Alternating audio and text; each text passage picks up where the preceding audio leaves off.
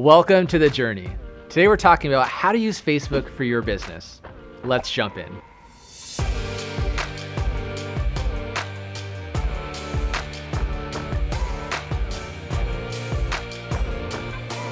Hey, I'm Neely, your GoDaddy guide for today.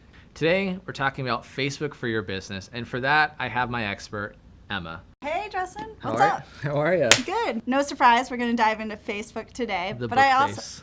the It is Facebook. your favorite, right? It is my favorite. No, well, I don't like to choose favorites. So we're talking about Facebook for your business. Maybe I just have a personal page and I've decided maybe it's time to create a business page for my business, right? What are the kind of the first steps that I need to really think about? Well, you're already off to a great start. You want to go to a business page. And that's really important because then you get the ability to track metrics and analytics. So absolutely business page over personal page. And then from there, you want to make sure you set up your profile. Get that profile photo. Usually your logo works great. Or maybe if it's your personal brand, use a great headshot of yourself. And then take that cover photo to really showcase your products or your services. Mm-hmm. And then from there, make sure all your information is up to date. And that is really important. Your hours, your website, your phone number. 100%. Yeah. And make sure that lines up with your Google and your Yelp listings too. Right. I went into a coffee shop recently. I was in Northern California. You drink a lot of coffee. It's true. And the cashier was looking at me like, I don't know, like maybe she wanted to rush me. And I'm thinking, they're open for 2 more hours. What's the deal? Sure enough, they were closing in 5 minutes. I go, but your Facebook says. And I wanted to go into my spiel like this, but I saved it. Got a quick coffee to go, fortunately. But that's the whole point. I left with a customer experience that wasn't as ideal. And then on to probably one of the largest, most impactful components, content. Right. Always preach quality over quantity. Yeah, so you definitely want to make sure you vary your content. So mix it up. You know, you don't want to become predictable. Okay. And you also don't want to turn into just a business always talking about yourself, right? Oh, it becomes so salesy when it's So always about salesy. me. Yeah. Buy So- this, buy that. Yeah, sell. Rather you want to. Tell. Exactly. Throw something out there that's entertaining. I mean, social media is escapism. Throw in a yeah. good laugh, but also educate me. Okay. So I always tell my friends that I follow my dentist on Facebook, and they look at me like I'm crazy. What? What? And it's because my dentist shares really educational tips and tricks, like how to whiten my teeth without spending hundreds of dollars. I saw also my yoga studio was just giving a friendly reminder to stretch, how to maintain the Zen, which is really important in life. Absolutely. Also, sharing testimonials that you've already received on Yelp and Google and turning it into a Facebook post. Right. Repurpose that content. Take that review. Let's say it went on about your ice cream. You're an ice cream shop. And the review goes on about how you have the best flavors, but the ultimate flavor is definitely Rocky Road. Absolutely. Yeah, it's the best. Hands down. So you have that review that the customer went on about your Rocky Road ice cream, and then you use Canva or something, and in the background of that review, it's a picture of the Rocky Road on a nice ice cream cone. It really brings it to life. For those of you that don't know, Canva is a free website that has all sorts of templates and kits and graphics for literally all things that you could possibly create, like social media templates, Facebook headers, all that good stuff. And it's free. I use it pretty religiously. Also, video.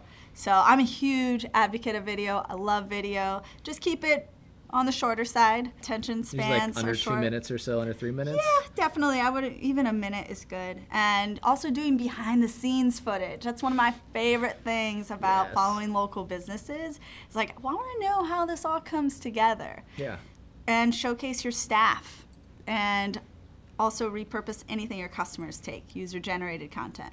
And I think what gets a lot of people hung up on creating video is maybe they don't have a production set like we do, right? And that's okay. Our smartphones are pretty darn good, Yeah, right? they're pretty smart. Take a video with your phone, and even it doesn't have to be the best quality. Go behind the scenes. People like that story. They like to see the other side of things, and it really helps them relate to who you are as a business owner. You're not just some faceless company. So next up we have these groups. Can you tell us a little bit about what the Facebook groups are and how I can potentially leverage it as a business owner? Yeah, so definitely encourage you to pay attention to other like-minded businesses, but also groups to piggyback off the engagement you already have. I will say content is where you want to spend most of your time, but groups can be an advantage to getting your business more exposure for sure. So next up we have advertising. What do we do with the paid advertising? Yeah, aspect? so it's no secret. Facebook has gone on record to say organic reach is on the decline.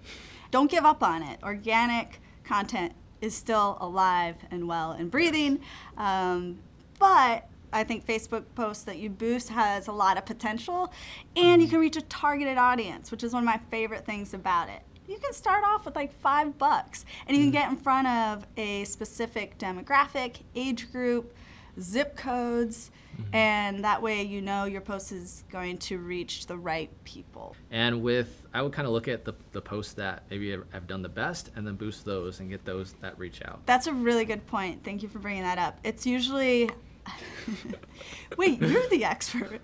I dabble. So with Facebook, you want to go ahead and let the post that you're doing hang out organically for a little bit. Let it chill. See how it does. Garner some reach. Now, once it garners some reach, then boost it. That's what we found to work best. While a lot of people I speak to think there's no way to track this to ROI, that's a total myth. You can actually go ahead and look at, it's called your Insights tab, and it breaks down everything. You know what your audience is liking, engaging with. Are they clicking on the links? What time of day they're doing this? And when you look at all of that and really understand it, the insights, you can truly be informed about where do I go from here, right? Like, where do I go from when it comes to which days work best to post? What time of day works best? Does my audience prefer the entertaining posts more than the educational? And on which days? And from there, you can truly come up with a great strategy. What happens if I'm not getting maybe the engagement that I want? Are there any like just great pro tips or boosts that I can do to help me just skyrocket and get in front of those people? Contest. Okay. How so? So recently I saw this cafe that had a special music guest coming in, and they encouraged their audience on the Facebook post, which is like promoting the music. Yeah. Comment below and tag a friend. And then they're going to do a random drawing, and it's like 2 free tickets to the show. That quick little tag a friend now becomes just free advertisement for you, and it's cost you a couple tickets or maybe a free drink or a free burger, whatever you do. You could also ask a question, what is your go-to order when you come into our restaurant? Or what's your favorite thing on the menu and your favorite person to dine with? And so it's your customers spreading word of mouth about what's great to eat. So on Twitter and Instagram, hashtags are super relevant, but I don't always see it as often on Facebook. Are they a thing? Absolutely. I mean, here's the thing. When it comes to using hashtags, whether it's on Twitter or Instagram or Facebook, or if you're just posting, either way, you got to monitor it because it's going to be different for each business. It doesn't hurt to use them. Just be mindful and use relevant hashtags. Perfect. And probably only 1 or 2. Don't go overboard. Yeah, you don't need to go overboard. This has been The Journey. Thank you so much for watching. Make sure to like and comment below. Subscribe to know when our next videos are coming at you. And we are signing off.